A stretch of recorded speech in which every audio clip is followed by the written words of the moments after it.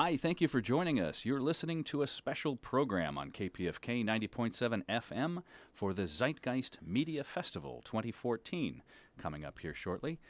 We have special guests with us today, including Jason Lord and Sharleen Bezegi, and you may have heard of him, Peter Joseph, the original writer-director of the Zeitgeist movie trilogy. Now, the Zeitgeist Media Festival is coming up October 4th at the Federal in North Hollywood, California. For additional information, you can go to the Zeitgeist Media Festival. It's www.zeitgeistmediafestival.org for tickets. And also, if you listen closely, we'll have a ticket giveaway later in the show. First, I want to introduce Jason Lord, who has been a long-time contributor involved with the Zeitgeist movement. He's the California State Coordinator since its inception, I understand. And for this event, the Zeitgeist Media Festival, Jason is the technical coordinator. You also work for the studios full-time in television, I understand? Yes, I have a full-time career working in Hollywood, film, lighting, and television. Right now I'm working on a sitcom, but yeah, my background's in lighting for feature film. Excellent. Well, welcome to the show, and thank you for your efforts with the Zeitgeist Media Festival. Also with us is Sharleen Bezegi, who is the global event coordinator for what has now become the Zeitgeist movement. And for the Media Festival, you're the production coordinator. Welcome. Thank you. Excellent. Well, maybe you can tell us, what does a production coordinator do in this instance? Well, just bring together all of the pieces, from the talent to the crew, the people involved, the partners, the volunteers, the venue staff. Excellent. And the promotion. A lot of moving pieces. Yes. A lot of spinning wheels to keep coordinating. Excellent. Well, and finally, with us, Peter Joseph. Many of you will recall, for sure, the Zeitgeist film trilogy. He was the writer and director of that and has since gone on to create many related media content. I know recently he's had a series on YouTube that's been very popular called CID, or Culture in Decline. Perhaps you can tell us a little bit more about that later.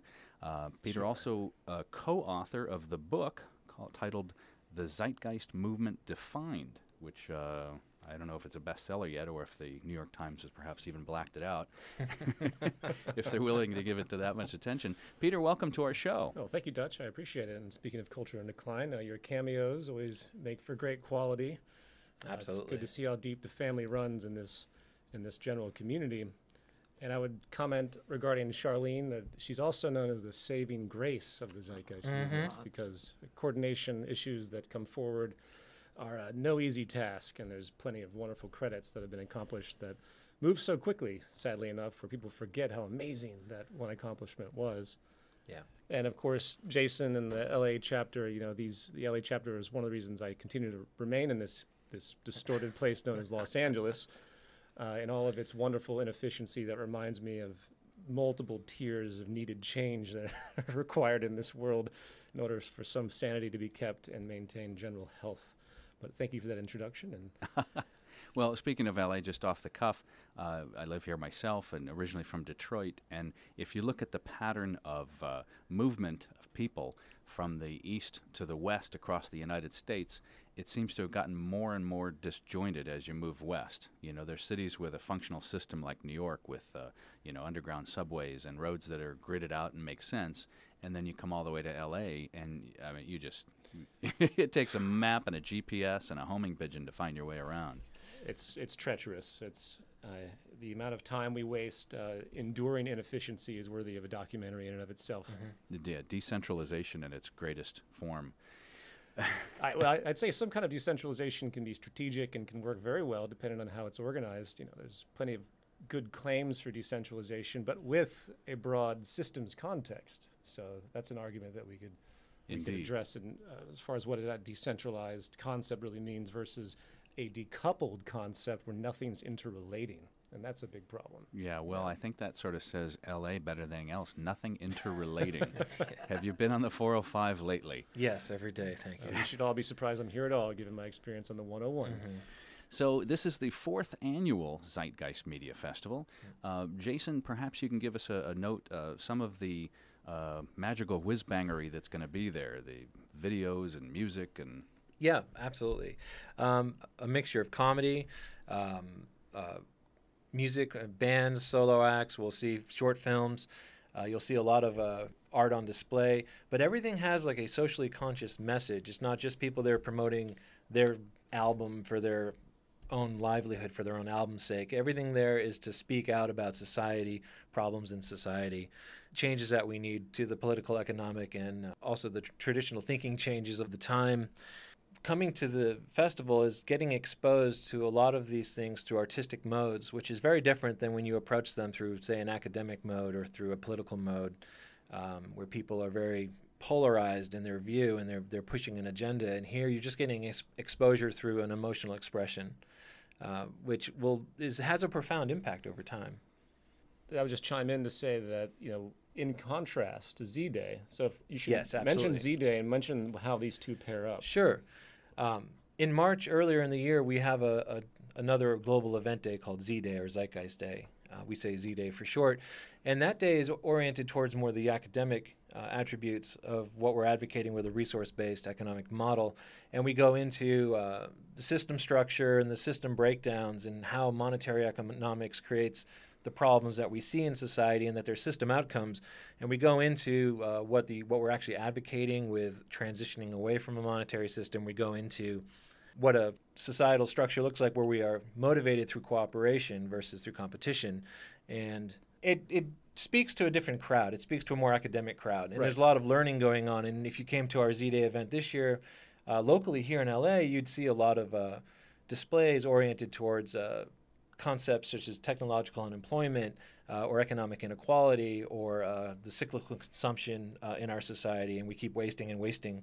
And we go in on a very different tact. Like I'll speak always on the correlation of economic inequality and problems in a society, or I'll speak about systems approach and systems theory, which are great terms academically, but then when you come to a media festival, we switch things around, and now we're expressing through music, we're expressing through poetry, we're expressing through films and short films and videos, and it creates a very different atmosphere. And there's still learning going on, but it's not the academic, technical learning that you might get at a Zeitgeist Day event. We're bringing that into the culture with the media festival. The power of art to inspire. Exactly.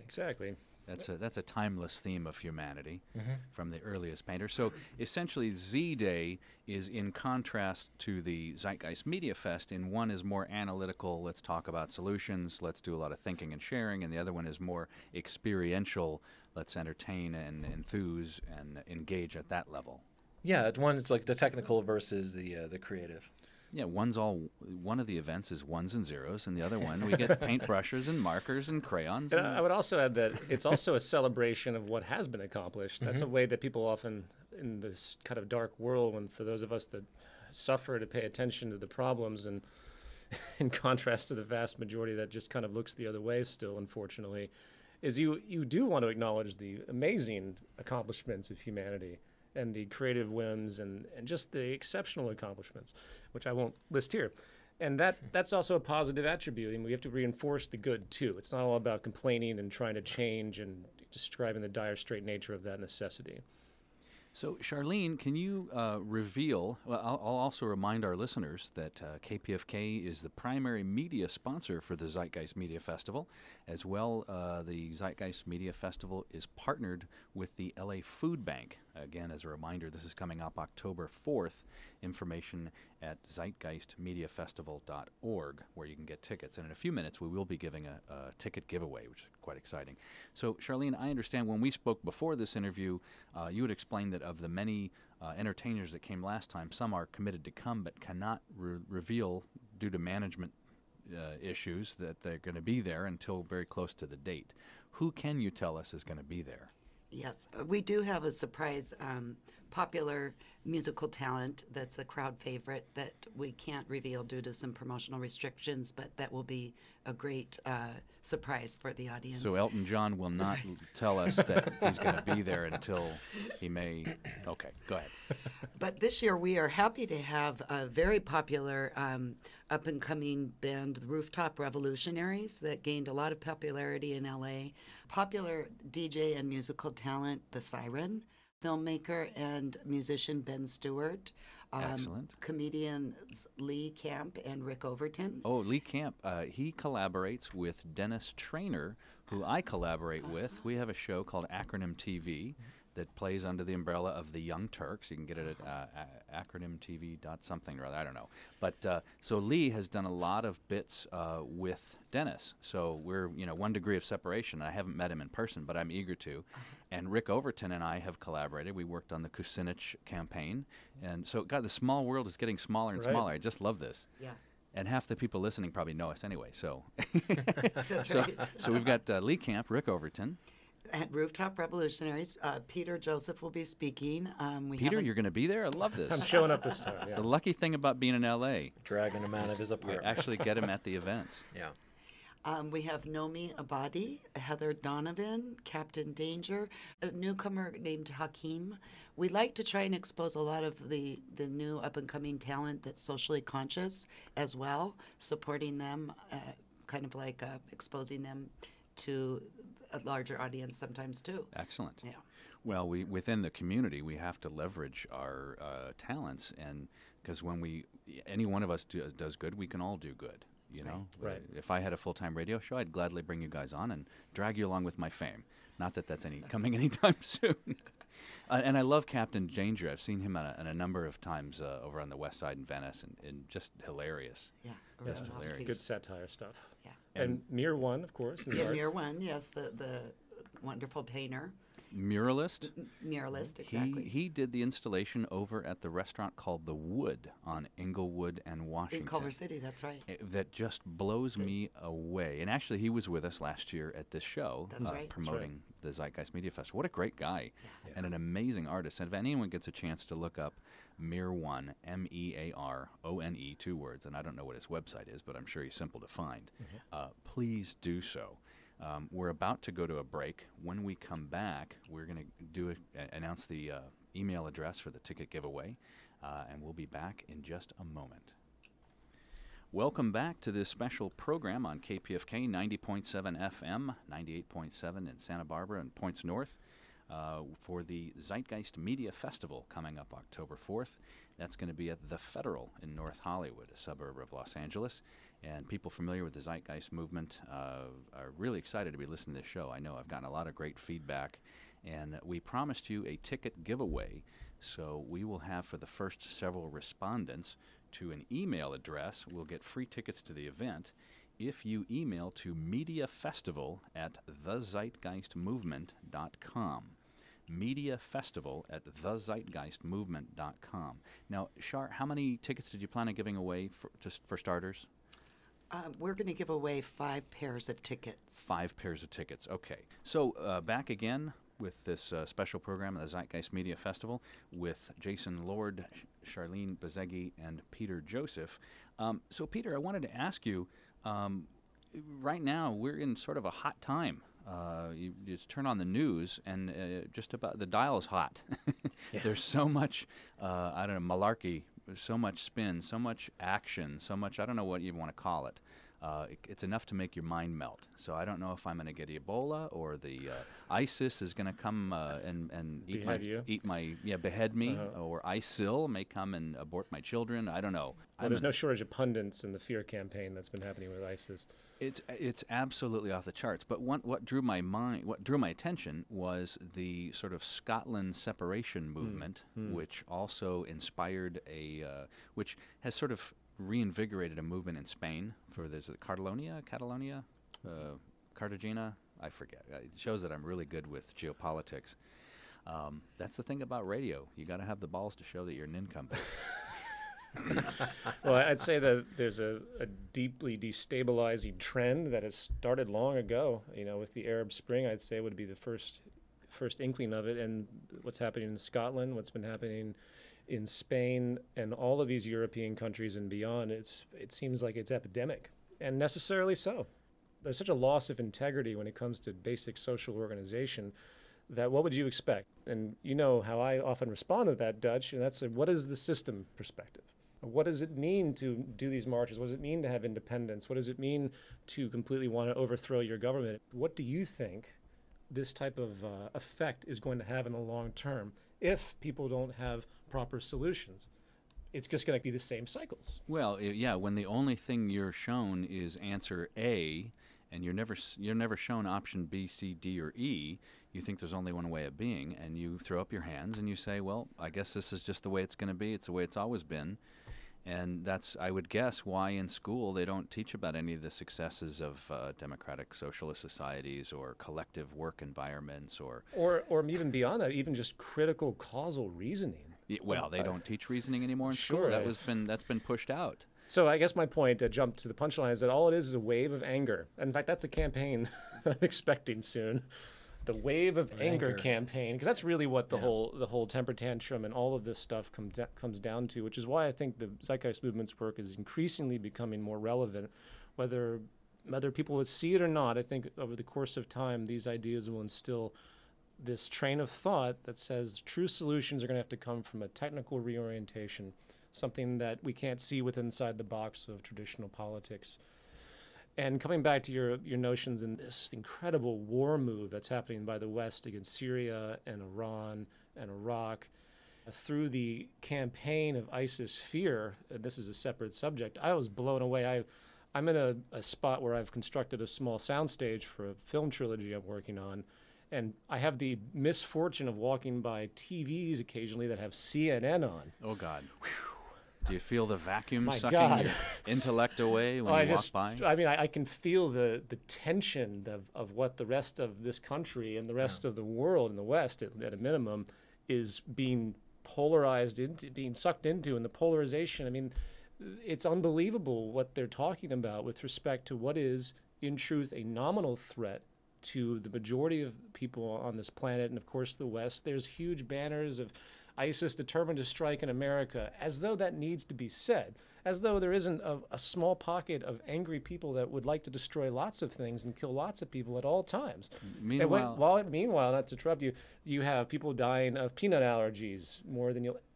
6,000 times more money is spent on terrorism now than it is for basic health research for things that are killing people every single day unnecessarily. So when you put this thing into a qualification, remove the fear factor, the shock and awe of the media, you have amazing neuroses and propaganda system that continues to coerce people intellectually and psychologically to fear things that are absolutely irrational and disproportionate to all the things that truly threaten their lives. Well, So- you'll always see the headline, ISIS prepared to strike in the United States, but you won't ever see the headline, minimum wage workers prepared to strike in the United States. Sure. You won't see the headline, 600 million people killed in the past 50 years due to structural economic violence. You'll see a guy get his head cut off, which is a horrible thing to see. Horrible, and it does stir up emotion. I can see why people get angry. But that isn't political justification for any type of move against what is a small group of really angry people. And I hate to say it, rightfully so. If you went into Iraq and destroyed everything and wanted to breed hatred and terrorism, the United States did everything right. If they wanted terrorists to really threaten, they did a recipe to create more hatred and generate real threats to the extent that it's real, meaning it's still in the minority statistically. But yeah, there's going to be real active terrorism in a way that's never happened because of what the United States has done. So people should keep that in mind. Well, people rarely step back, look at the macro, and look at what has fomented this action. First of all, is it that significant that some radical, some nutcase in a land, the other side of the planet, has beheaded an American citizen? Is that the end of the world? It's a horrible, horrible thing, without doubt. Is that the end of the world? No. What fomented that let's look at how we, the United States government and other Western governments, have gotten together and created this environment and created these organizations. You know, if it weren't for us, there wouldn't be Al Qaeda. If it weren't for us, there wouldn't have been Mujahideen. If it wasn't for us, there wouldn't have been. We started the whole snowball, and we use it to our benefit. So then we can react and sell the weapons, sell the bullets, and create the fear, and put more cameras up and scan more people at the airports, and it gets bigger and bigger and bigger. Yep. And the NSA. And so this is perhaps some of the retraction of that, this frustration and people looking for solutions. Yeah. And I have to bring up, since we're talking about really a superficial arrangement, meaning that everything that we're seeing, and even with our awareness of it, which is highly more detailed and conscious than the vast majority of what you'll see on television regarding any of these issues, we still have to remember what's causing this massive propensity for conflict. I can't emphasize enough, people need to think about the core premise of the economic model and this propensity towards war and conflict, this necessity towards it, meaning that if you go back to two fundamental historical premises that emerged in early Europe, Malthusianism, the idea that there isn't enough to go around, the idea that human population will always exceed resources, as Malthus, who was hired by the British East India Company to do the first survey of the world's resources. And this highly distorted assessment was made with bad science that said humans reproduce exponentially, and resources and our ability to harvest resources could only increase geometrically. Therefore, you have a mathematical proof. yeah, And if those that didn't hear that, I put that in parentheses, yeah, that we will always have death, that we should always be tolerant of poor people dying, we'll always have poverty, and we'll always have war, because there's not enough to go around. So, I mean, that's the basis. And then you couple that in with a gross distortion of Darwin and the social Darwinism. Again, the parentheses are in the air, no one can see those on the radio. This idea, I mean, Darwin, if you read Darwin, he was not promoting survival of the fittest in human culture whatsoever. It was this grand bastardization that occurred with all these crude economic and social theorists after Darwin.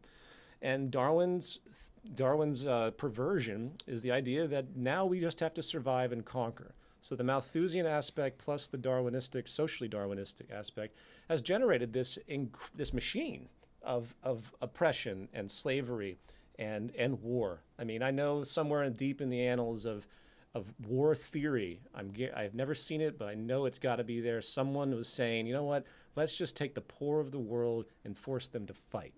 And let's wipe them out through war. I mean, all the evidence points to this type of thinking. So, it's no mistake that throughout American history, it's the poor that have been put into war, that have been made the soldiers. And who do we kill the most in these wars today? The poor of the world. It's a natural development of what it means to navigate society, keep power, address the uprisings that will naturally occur from deprivation, and use power to squash them. And this is the world that we live in. So ISIS is not just a consequence of America's imperialism, it's a consequence of this multi-generational millennia of distorted thinking about what it means to live, to coexist in one habitat. Indeed, and as another small piece of that puzzle, this dawned on me just the other day as I looked at the map and listened to the news about the uprisings in the Middle East and Ebola in Africa and Central and South America political uprisings. I realized that the colonization from Western European powers of each of those regions, the Middle East, Africa, all of the Americas, all of those maps were drawn by those colonizers. So they determined that this line's going to go through the middle of the Pashtun region, dividing an entire people, not willy-nilly, based on their own wealth desire. And then we're going to cut off this chunk of the Andes and make this Brazil and that Peru. And they're erroneous lines that completely disregard the people that have been there since the beginning of humanity. And now feels like the pushback from that, whether it snowballs into a complete a changing of borders is doubtful. So here's a question that I have for you. Again, we're talking about the Zeitgeist Media Festival that's coming up here in Los Angeles at the Federal in North Hollywood on October 4th. And again, for information on that, go to www.zeitgeistmediafestival.org. And again, we're here with Zeitgeist movie filmmaker, writer Peter Joseph. Also, Jason Lord, the California State Coordinator for the Zeitgeist movement, and you've been here since the very beginning. Not only the beginning of the show, but the beginning of the movement. Yes, top of the hour as well as top of the movement. And Sharleen Bezegi, who's been a national coordinator for the film releases, global releases of Zeitgeist events. She's been international coordinator. International coordinator, yes, absolutely. Multinational. No, that's a bad word. That's a corporation that has no home base and no loyalty and is trying to kill us all. So that's something else. Definitely entirely, not Shar. Entirely, no, she's on our side. She's very sweet. She's very much on our side. We're coming up on a break, so we won't get too in-depth. But Shar, I wanted you to just hit some highlights. I know there's been some real notable personalities that have shown up in the past 3 Zeitgeist media festivals, and perhaps you can remind us of who some of these great personalities have participated. Yes, absolutely. We've had Lily Hayden, very popular violinist, violinist, right? Yes. And easy on the eyes. And she's been called the Jimi Hendrix of violin. Yes. And I believe it. And also, Amazing. of course, Abby Martin of RT. Oh, yes. Journalist. Fantastic. And Marianne Williamson, the best-selling author, and ran for Congress this last... she's fantastic. And then also Rutger Hauer, the actor, of course. Rutger Hauer. Yes. Oh, yeah. I can't remember the movie, but I just have him locked in my mind. Blade Runner. Blade Runner. Oh, my God, he was great in that. Yeah. So intense. That's his claim to fame. Yeah. So a combination of filmmakers, musicians, performance artists, painters, and speakers. So at the event, I know we can expect to see musicians, rock bands, comedians, poets. What are some of the other things we're going to experience in the time that we're there? Each other. People. That's There it social. is. It's partying with a purpose. Yeah. Or, the place for socially conscious entertainment and community. Basically, everyone involved is socially conscious. So A chance to connect with other like-minded people, share ideas. It's also the format shift, too. that's right. Format shift from a big stage-based focus and then to more of the art gallery communal type of feel. So this one, less of a big rock concert, big stadium city. This is going to be a more intimate affair, more installations. Is that? And more areas for people to actually engage each other. Yeah. We realize that part of this is to generate the community in and of itself. So we have areas outside, if you want to elaborate on that a little bit. Right. So basically, the entire venue is going to be an art gallery as well. So it isn't fixed seating where you're just sitting stationary and looking at the stage. There is some seating, but it's more of a mingling thing so that you can be entertained, watch what's on the stage, but also look around, go out to the balcony. We'll Interact. Exactly. Artist table, the Zeitgeist table with progressive information and materials, and then just socialize with each other. It's a full restaurant and bar as well, so people have a chance to mingle. I heard a story the other day of someone who hadn't seen the movies, which is unusual, and hadn't heard of the movement, but came to last year's Zeitgeist Media Festival, and now is part of the community because of that. So Tuned in and turned on. it tapped in. Well, thank you very much. This is about to wrap up our first half hour of the special program for KPFK 90.7 FM Los Angeles, 98.7 Santa Barbara, and points north. We've had Sharleen Bezegi, Jason Lord, Peter Joseph, and I've been your host, Dutch Merrick. We'll see you for part 2. Thank you for joining us on KPFK 90.7 FM. This is special programming to promote the Zeitgeist Media Festival coming up here in Los Angeles at the Federal in North Hollywood, California, October 4th. Is that correct? October 4th? That's I got correct. the date right. That's Fantastic. correct. Saturday, October This 4th. is part 2 of a series interviewing filmmaker, writer, director Peter Joseph, also Jason Lord and Sharleen Bezegi from the Zeitgeist movement. I'm your host, Dutch Merrick, and for the next half hour, we're going to be talking about some pretty amazing topics. You're going to want to buckle your seatbelt. We'll discuss things like a resource-based economy, We'll delve into alternate economic systems, social systems. Well, within a half hour, we plan to change the world, and then by the next show, we may cure cancer. Exactly. So that's step 2. I'll start by reintroducing, if you missed part 1, we have with us Jason Lord, who for the last 6 years has been the California State Coordinator for the Zeitgeist movement. Welcome, Jason. Thank you very much. Nice to be back. Thank you. And I have it on good authority that this is popping your radio cherry. Oh, my goodness. Well, not KPFK for sure. This is my first time on KPFK, so it's great to be here. That's great. But you work in television full-time? I work in, TV and film full-time. I have a background in audio and music. I play piano. I've been making albums for other people for like a decade, producing, mixing. But my day job, since we all seem to need to have one in this current economic climate, is lighting for the studios here in our hometown here, Hollywood. And Well, it's interesting to discover that you and Peter Joseph have sort of a common thread there in music as perhaps a passion and an underlying skill, and then using your media skills to try to unjack the world is my phrase. Yeah, I'm good at cleaning up his errors on his guitar solos. Also joining Just us. kidding. There are Chapman stick. Sorry. Also joining us is Sharleen Bezegi, who is the international coordinator for film releases. She's the production coordinator of the Zeitgeist Media Festival and has been an integral force in keeping these events together, getting them on the ground, bringing all the talent together. Welcome, Sharleen. Thank you. It's great to be here, Dutch. It's good to see you again.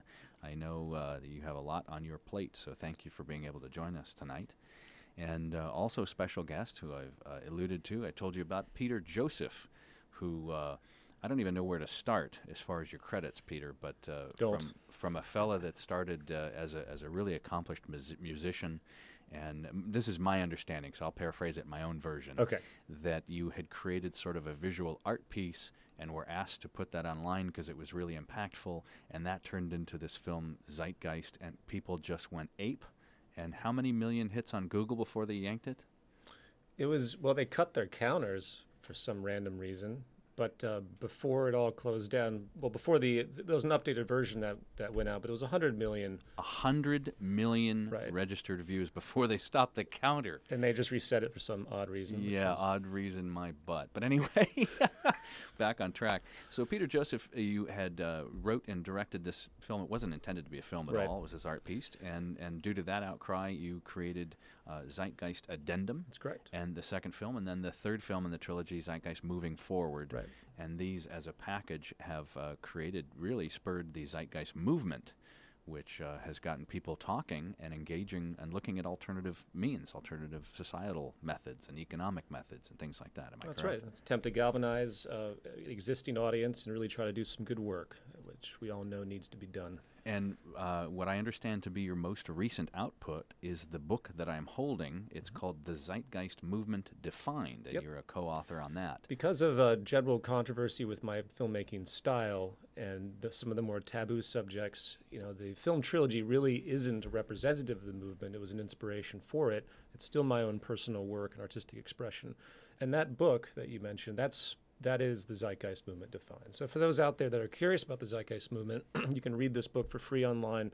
You can download the PDF for free, and it is available in nonprofit paperback. And that's the way I suggest people learn about the movement at this point. Wow, to look at a future nonprofit society by not trying to make a profit, that's revolutionary in itself. It's Again, the Zeitgeist Media Festival coming up October 4th. If you want to find out more information or get some tickets, you go to www.zeitgeistmediafestival.org. And Zeitgeist is spelled Zeitgeist, and then mediafestival.org. Very simple. Now, before we get into too deep into this half-hour program, I'm going to remind our audience we will be doing a ticket giveaway. So hang on for that. You'll have a chance to get some free tickets to the show. The show runs from 6 p.m. to 11 p.m. On a Saturday night, so everybody's off, and it's going to be fantastic. So what I'm going to do, again, I have a copy of this book, The Zeitgeist Movement Defined, your book, Peter, and I'm just going to sort of stick my thumb into it. A random page. A random page. And here we are. It says, Part 4, The Zeitgeist Movement, page 288. This is a big book, by the way. The This is an accomplishment. It says social destabilization and transition. And I'm just going to read the first paragraph, and it's a quote by Martin Luther King Jr. A good pick here. It says, and this is quoting him, "I am convinced that if we are to get on the right side of the world revolution, we must undergo a radical revolution of values. We must rapidly begin the shift from a thing-oriented society to a person-oriented society. When machines and computers, profit motives, and property rights are considered more important than people, the giant triplets of racism, extreme materialism, and militarism are incapable of being conquered." Dr. Martin Luther King. Wow. Yeah, it's amazingly timely. That was a good random pick, I think. Yeah. I'm not a religious guy, but maybe the good Lord put my hand in that spot. But, I mean, Martin Luther King seems like he's talking today about what's going on in the news this afternoon. Because these problems have been with us for a long time. They've been with us as long as the system's been with us. I delved into a book on language and semantics in learning about communication, and it was published in 1932. And all of a sudden I come across technological unemployment, which is a term that I learned and I came to understand through my exposure with the Zeitgeist movement, my education here, reading Jacques Fresco's work or Buckminster Fuller's work. It's also referenced in the Zeitgeist movement defined, and I'm like, wait a second, this is 1932. And they're talking about technological unemployment. So these problems have been with us they're not new. That's why you can pull out quotes and it'll sound like they're speaking right now. Yeah. And that, is also why we probably later we'll get into talking about, why is that? Just like there's something we're not looking at, which is where we'll come into talking about the system view, which is pointing out these things not as anomalies like the warfare or the poverty in the world or the crime rates that you might see or the low reading levels or the amount of obesity in a society or the unemployment in a society or how much waste and pollution we have to deal with, and the plastic in the ocean and the rest of it. It's like if we fight these all as individual separate anomalies, as problems, as we like to call them, it'll never end, and we're going to keep having them. We keep having them for a reason. That's why you can pull out a quote from Martin Luther King Jr. and have it sound current. There's something going on here with the system that we live inside of. And that kind of blows the minds of a lot of people because we're not used to thinking that way. We're not used to looking at a social system and thinking of it as an interconnected set of components. We are part of a social system. Our social system is also part of an environmental system, and it's for lack of a better term, we call it enclosed on the biosphere of Earth, the Earth system. You can show how the Earth's connected outwards, but as far as the more immediate sense of where we live, life capacity is contained within the atmosphere, for all intents and purposes, and that's why we're looking at a system. And your system doesn't change, your problems are going to be the same, no matter how much money you throw at it, no matter how much protest you throw at it. And that changed me radically personally on a personal level, which also points out in the quote there, where it's like a personal change of values. It's like, what do we value? I was walking at work the other day, and I'm not sure what topic somebody was ranting about, but I walked in on the comment, we can't really have that in our society because who's going to pay for it? Mm-hmm. And he was talking about cost, money, and I think they were talking something to do with healthcare. And I stepped up and, the two people arguing, the one on the cost side stopped for a moment, and I said, well, if you put everything on with a price tag on it, we'll all be dead by the time we come around to coming up with a monetary solution. Yeah, what will that cost? It's put like a price on that. When do you enter in other costs? When you enter in the human well-being, when you enter environmental integrity, when do these costs come into the picture? And they do when you start taking on a systems approach, a systems view.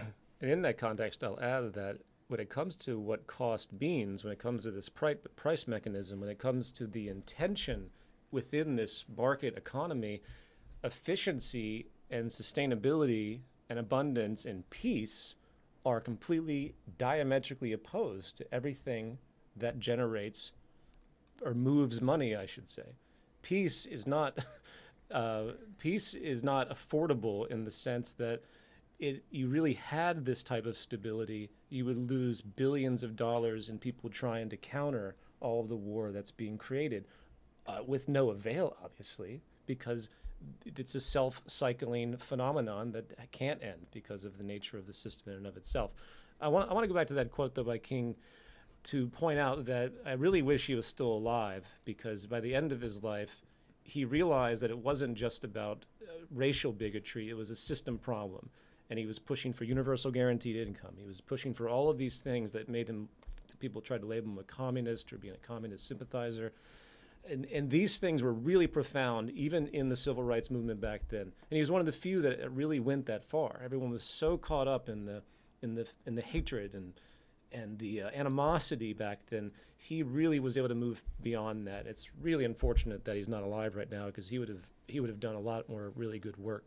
But I want to go back to the system concept and just elaborate, because I think the great flaw in human culture is its lack of systems thinking. Now, we think categorically, right? This is a microphone, this is a table, and we see things, we compartmentalize them. Well, you may think categorically. I'm kidding. There is a basic evolutionary psychology to dividing the world up. We live in a continuum. The very fact that you can understand words is pretty incredible. Like, we can separate things. It's ridiculous how we can comprehend, even though if you looked at a waveform of audio, it's just this big blob of stuff, but yet we can understand it. So there's a plus to that, but it's also a double-edged sword, because we compartmentalize, we draw labels. We see people with a certain ideological identification. We stamp them with a label. Everything is the other. It's exactly. not us. We're not of this material, of this same energy and matter. It's other than me. Yes. It's a us and them generating type of mentality, or this and that generating type. I can't think of a better other word, than categorical thought. And when you have a categorically based comprehension system, you usually avoid anything that relates to interconnectivity in a broader systems context. And this is the great tragedy, because we think in nations, we think as individuals, we have a market economy that promotes the idea that it's all up to you. I mean, that's the whole propaganda of market capitalism, is that it's an equal playing field, apparently. And as long as you work really, really hard, you have infinite social mobility, you are just as equal as anybody else, and it comes down to your ethic. And that's completely faulty. There's a huge, massive system, a structure, not conspiratorially created, but a natural gravitation through competition, advantage, and self-interest that's created this overarching structure that does limit, that does oppress, that you cannot get out of just by your own attempt to be really dedicated and work hard. Do you mean to tell me that the heirs to the Walmart fortune didn't just work harder than I did, and that's why they have countless billions? That's because that's what I've been told. It seems like common sense, obviously, but I think people, they forget the system basis of this problem, and they start to blame people, and they get mad at the billionaires. They get mad at the, I mean, what is it? The top 100 billionaires can solve global extreme poverty 4 times over, right? Now you hear that and you're like, why don't they do it? And that goes to another point, systems evaluation. If you live in a system that rewards status based on material gain, and you have this natural propensity to want to protect yourself for the future, which we call greed, right? So all greed is this idea that if you want more and more and more, there's a moral relativism that says, oh, once you have X number of million, you must just be really greedy. No, they create new lifestyles, and they want to prepare for the future. They say, okay, I'm saving for my kids. Okay, I'm saving for my grandkids. So it's a self-feeding rationalization where you can have a trillionaire, and he has rationalized this thing entirely based on the system incentives that are around him. So I am so exhausted by the activist community when it comes to this stuff, because they don't think in terms of causality based on the incentive structure or the actual mechanics of the socioeconomic system. But I'll leave it at that for now. Wow, we hit on some great buttons. I mean, this is the kind of show that feels like it can go for 8 or 9 hours or become a series. Sure. There's so much to delve into, but we have to kind of keep on track. Again, this show is a special for KPFK 90.7 FM as a media partner with the Zeitgeist Media Festival coming up this October 4th, where there's going to be music and artists and interactive displays and a chance for people to share ideas about a society that is doable, a society that is not only sustainable but it is attainable. And I think that's the important message. For more information, go to www.zeitgeistmediafestival.org. And Zeitgeist, for the listeners, is Zeitgeist, zeitgeistmediafestival.org. After the quick break, we will offer a ticket giveaway for several of our listeners. So hang with us. We'll be right back. Welcome back. Thank you for joining us on KPFK 90.7 FM Los Angeles. This is a special program for the Zeitgeist Media Festival 2014, happening October 4th. With us in studio, Sharleen Bezegi, who's the production coordinator for the event, who is pulling all of the amazing talent, singers, musicians, comedians, artists together, which is a heck of a job, by the way. I've been there for the last 3 years, and just a lot of effort goes into that. Additionally, with us is Jason Lord, California State Coordinator for the Zeitgeist Movement, one of the biggest sections or regions of the Zeitgeist Movement, and filmmaker and reluctant founder, if you will, of the Zeitgeist Movement is Peter Joseph here live in studio, and I'm your host, Dutch Merrick. Back to our conversation with Peter Joseph. One of the themes of the Zeitgeist Movement from the films that you created is the concept of a resource-based economy. Is that right? Mm-hmm. So, and it seems to me that we have a planet that's finite. It means it has an end. It's a circle. You can't just keep going and expanding. You're kind of limited to a ball. And our economic systems are currently based on ever-expanding growth. We're going to have more sales, more consumption, create more trash. What is, and most people, especially in the United States, don't see any alternative to that. They're presented with one way. They watch a Gap commercial or an electronics commercial that says, buy another phone, throw your last one in the trash. You need this new technology, and just keep consuming more and more and more. Yep. What is the resource-based economy about? I'll add one thing to that observation that I hope I can phrase properly. I want to point out the schizophrenic nature of what the system is. In one proposition, the market system is a scarcity-oriented framework that favors infinite consumption. Wow, is that a contradiction or what? It's based on this idea there's enough to go around, therefore price values must regulate, and you can't just distribute equally, and all the other ethics that go along with that work, and right to life, and blah, blah, blah. And then simultaneously it requires constant purchase and turnover to keep people employed. So anyone out there that wants to know the mass contradiction and why the system's so flawed, that's pretty much the only proposition you need. Well, and they can use that leverage, just that logic to say, hey, if you lost your job, that's a good thing. It's part of the system. Go find another job. If only we were that rational. Turnover. As far as the resource-based economy, which has a number of different terminologies associated with it, I prefer the term natural law resource-based economy because I've had let's say that slowly. Natural law resource-based economy. Okay. The reason I add the natural law is because anything could be a resource-based economy in theory, and I've had some people arguing, become very confused by that, and say, well, our economy is based on resources. We use resources. And also the word natural law is really the ultimate qualifier because there is a natural law. We don't know everything about the world. There's plenty of mysteries, but what we have learned about nature is that there are clearly laws. I can't just, on my own whim and sense of freedom, walk on this wall and walk up on the roof without some kind of aid. So there are laws to sustainability. There are laws to public health. We have evolutionarily dictated forms. We know what happens when we abuse children. Biopsychosocial phenomenon. Biopsychosocial means biological, sociological, and psychological, and that is this, again, the systems comprehension notion of what actually makes us and how we think and how we operate and how we maintain good health and the like. Right. So with all of that said, that's why the qualifier is there. The resource-based economy is nothing new. It's a concept that started in the early 20th century, in a lot of ways I would say it goes back to early Native American cultures and its core value, and that's simply recognizing sustainability. Imagine that. Simply understanding that you live on a finite planet in a finite environment and respecting the natural equilibrium. So you start with that. And then you start to realize that the undercurrent of all of our social development is technology. I mean, right now we're surrounded by people with cell phones and Twitter, and our lives are literally been altered dramatically by this. The twits with cell phones are altering my life as we speak. And clearly the economic structure has been absolutely affected by technology, along with every other social structure. We could talk about technological unemployment in a moment if you like, which is a part of this train of thought, this reasoning. But the very basic concept of sustainability, coupled with using tools, which is technology, to generate the highest optimized condition for human culture is nothing new.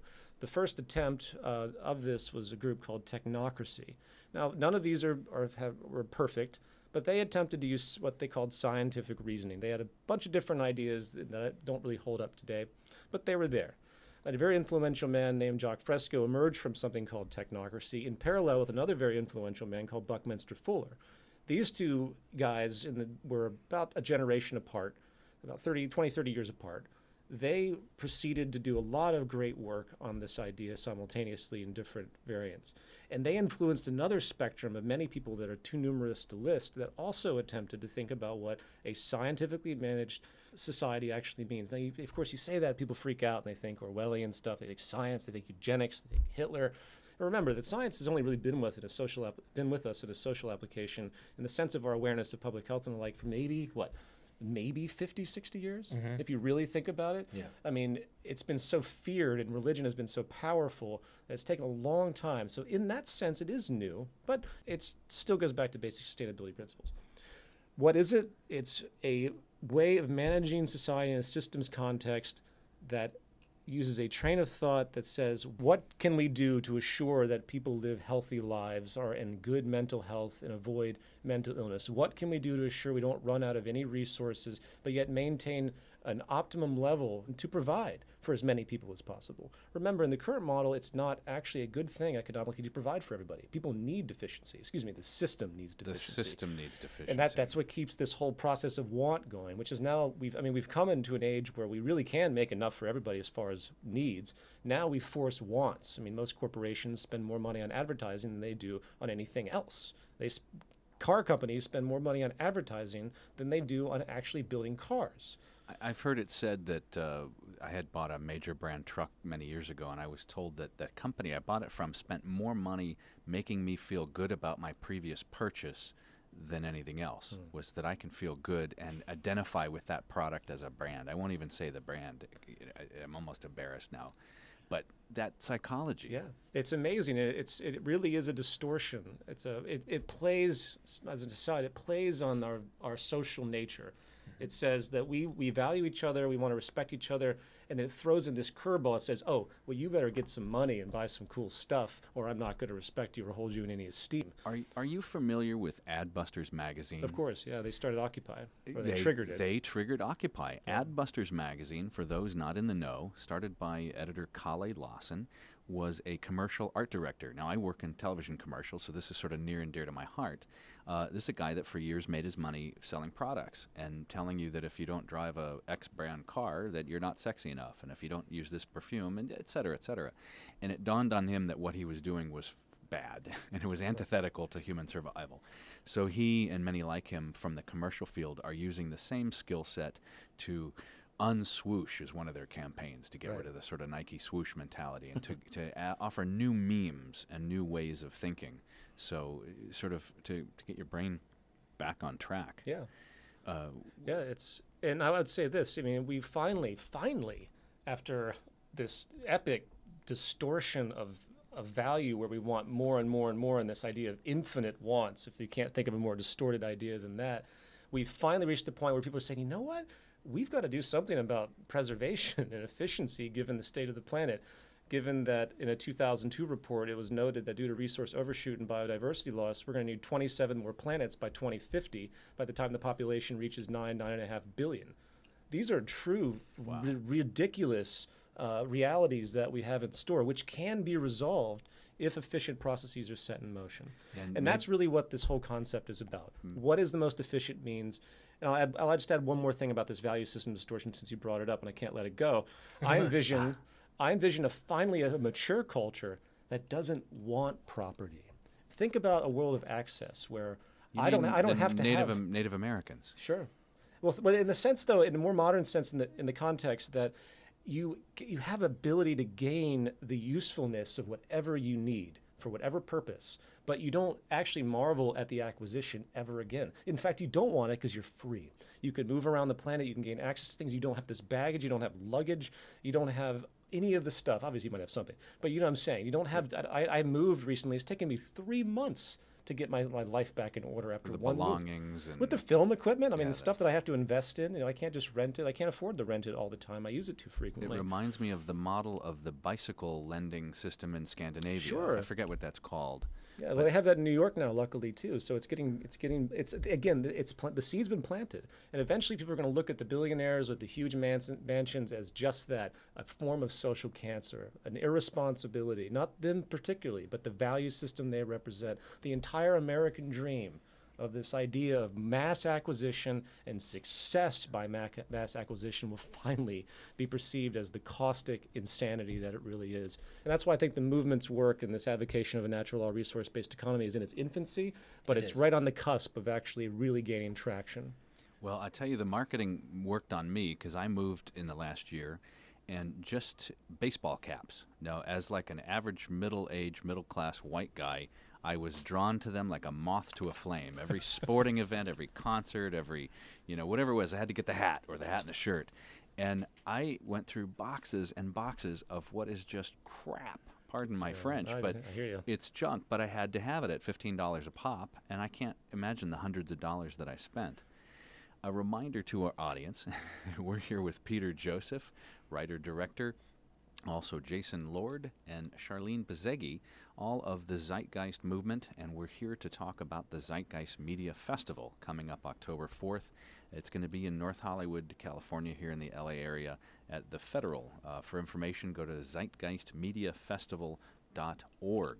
As we near the end of the show, we'll maintain focus and remind people to come on out because this is the fourth time you've done this, is that right? Yeah.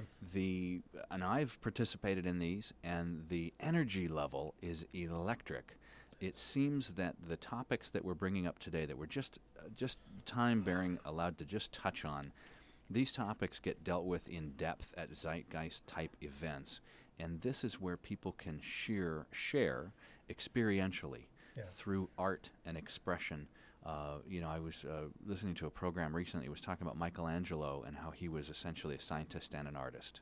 And I think that this level of science and philosophy and reasoning needs to dovetail with artistry in order to integrate into the psyche of those listening. It's all about experimentation and open-mindedness, and critical thought without the interest in experimentation and open-mindedness has no place. You just end up dogmatic. So the arts and the sciences are alloys, in the words of famous composer Ioannis Xenakis, who was a big influence of mine, who was a early 20th century modern composer who developed the first computers that could translate architecture into sound.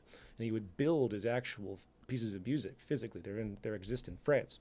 Amazing mind. Wow. He didn't really have the social element, but he saw this fusion in what was later called consilience, which is the merging of all knowledge. If anyone's not familiar with the word consilience, there's a great book by Edward O. Wilson on that subject, which again goes back to that systems awareness. All the great scientists out there have been wonderful artists. Arthur C. Clarke, who invented satellite, wrote all those incredible sci-fi books. Einstein played the violin, of course, has the famous art quote. There's no shortage. I mean, you really can't be a progressive developer without this immense. I mean, Nikola Tesla, my God, what a creative mind that guy was. If you ever read any of his biographies, he was on the border of complete insanity given his fascination with what he wanted to accomplish. But a lot of the stuff that he's talked about has come true. Well, yeah, I mean, he's probably one of the better examples.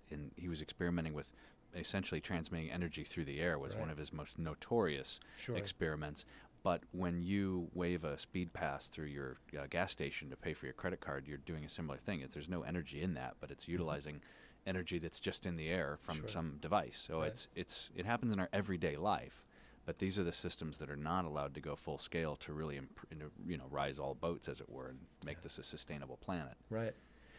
Well, as we approach the final part of the part 2 of our show on the Zeitgeist Media Festival, I want to thank you all for being here and encourage people to check out the Zeitgeist movie trilogy and to check out the book, The Zeitgeist Movement Defined, available hopefully in finer bookstores, but you certainly find it online. And you can read it for free because the intention is not to make money. If you go to the zeitgeistmovement.com, the main global Zeitgeist website, the book is there for PDF download. If you visit any of the chapter sites around the world for the movement, you'll most likely find a copy of the PDF there also. It's easy to find, and if you really want to get a hands on a physical copy that you can tear into, there are links there for, I think, if it's still the same, Lulu, Book Patch, and Amazon. And there's the Kindle, too, if people want to download it. So. Yeah. Jason, you make an important point. This is a worldwide movement. Is there an estimate of how many people are involved with this now? I don't have a number in front of me. I deal locally and with my region, and I'll pass on information for what I know here locally. And the other thing, it's really hard to keep track of. Look, you're talking about a zeitgeist. Okay, I'm going to take that word and use it. You're talking about an idea. And when people are exposed to this information and they start changing their worldview, I don't know how to count that in just mere numbers of people signed up on a website. Like, I could say, oh, well, I administer the California chapter site, and it's 3,000 people on the mailing list, here in the state. But I don't know how representative that is, because you're talking about a social movement. So you'll start to see that in the outcomes, in society, and as the waves of anger come through, and as we change our methods. The global website is 530,000 subscriptions for just an email That's list. subscribers, so you got to figure there's a lot more than that. Yeah, wherever I go somewhere, I meet people that are so familiar with it, but yet they don't go to a website. Right. They've learned something, they've watched a movie, and they've engaged. And I think that's sort of that's the real face of it. It's being affected, but not necessarily signing up for something. Exactly. And some people in this world just don't like that type of group identification. I found that as well. A lot of people, they just choose not to identify. They agree. And I think they would be active if push came to shove. But there's probably millions and millions and millions of people that work on that level that are aware. I think push is coming to shove if you read the news. Lastly, Sharleen, can you remind our listeners some of the talent that will be present at this upcoming Zeitgeist Media Festival, October 4th? Yes, I'd be happy to. We have the award-winning comedian Rick Overton and comedian Lee Camp, who you know well. Both very funny, yes. Yes. The local band Rooftop Revolutionaries. We've got Nomi Abadi. She's a singer-songwriter. Ben Stewart, the filmmaker of Climactica and Esoteric Agenda, and also of Hierosonic. Heather Donovan, the Siren. Hakeem, Captain Danger. Mir One, the artist. And then a surprise, very popular guest will be appearing in Musical Talent. We also are doing a food drive, so for participants to be reminded to bring, a can of food or some non-perishable item. We like to do something to support the local community as well. That's fantastic. Think globally, act locally. Thank you very much, Sharleen, Jason, and Peter Joseph. I've been your host, Dutch Merrick, on KPFK 90.7 FM. Thank you so much for joining us.